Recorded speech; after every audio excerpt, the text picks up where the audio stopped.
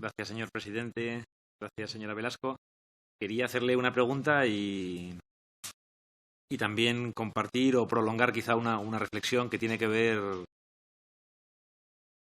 con la comprensión profunda que nos debemos del cambio social y cultural en lo que afecta a las prácticas culturales. Para la cultura podría decirse que todos los tiempos son tiempos de crisis.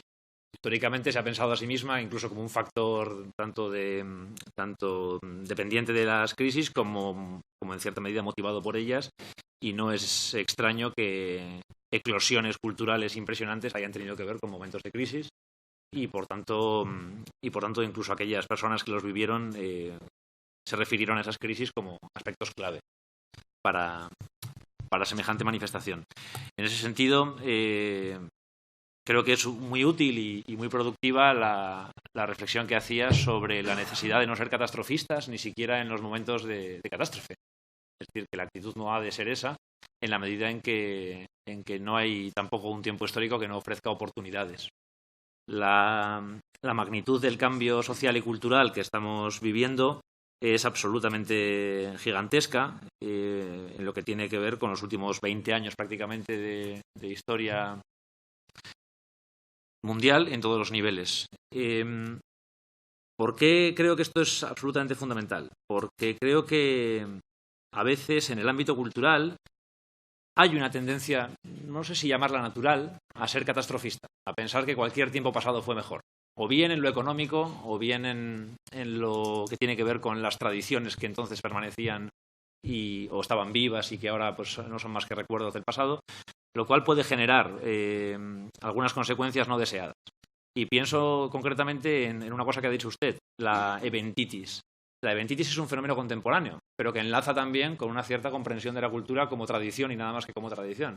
A veces ocurre que precisamente por la falta de financiación, por la falta de imaginación política y por la falta de imaginación también industrial o empresarial, nos encontramos con que solamente existe para el gran público, por ejemplo, aquello que se conmemora, aquello que tiene ya una historia, que tiene 400 años, 200, 100 años, y nos olvidamos de la tarea absolutamente indispensable que tienen las administraciones y también, por supuesto, el tejido social, el tejido empresarial y el tejido comunitario de empujar proyectos culturales novedosos que parten de cero, que muchas parten con financiación precaria y que enlazan también con el territorio, con las preocupaciones locales, con las preocupaciones de ámbito territorial.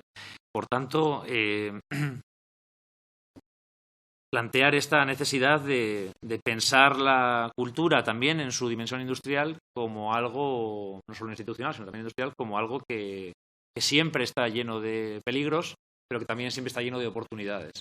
Creo que nos ocurre muchas veces también en esta institución que lo pensamos todo como peligro y nunca como oportunidad, lo pensamos todo como defensa de lo que se hizo para mejorar las cosas en un contexto de crisis que nos empujó a hacer cosas que no queríamos hacer, cuando en realidad lo que hacemos es cometer errores o no tomar a la cultura suficientemente en serio o tener una mirada demasiado estrecha hacia la cultura que nos lleva a tomar decisiones económicas, decisiones fiscales, decisiones políticas perfectamente inadecuadas y contraproducentes. Esto por un lado. Por el otro, hacerle una pregunta relativa a la cuestión del patrimonio. El famoso 1% cultural, o 1,5% cultural, en gran medida ha generado distorsiones porque la competencia en la asignación de esas partidas era compartida por el Ministerio de Fomento y por el Ministerio de Cultura, cuando lo había, o el Ministerio de Educación y Cultura en la actualidad. La pregunta es directa. ¿Sería razonable o mejoraría en algo la situación devolver esa competencia, hacerla exclusiva, plantear una relación, un equilibrio diferente entre fomento y cultura a la hora de asignar esos recursos? ¿Sería deseable que fomento tuviese menos peso del que ha tenido hasta ahora en la asignación de estos recursos? ¿Cuál podría ser el papel positivo que podría desempeñar el Ministerio de Cultura en la asignación de prioridades, de tal manera que el 1,5% cultural fuese de verdad algo que favoreciera tanto el acceso al patrimonio como la sostenibilidad del patrimonio como su conservación y restauración? Muchas gracias.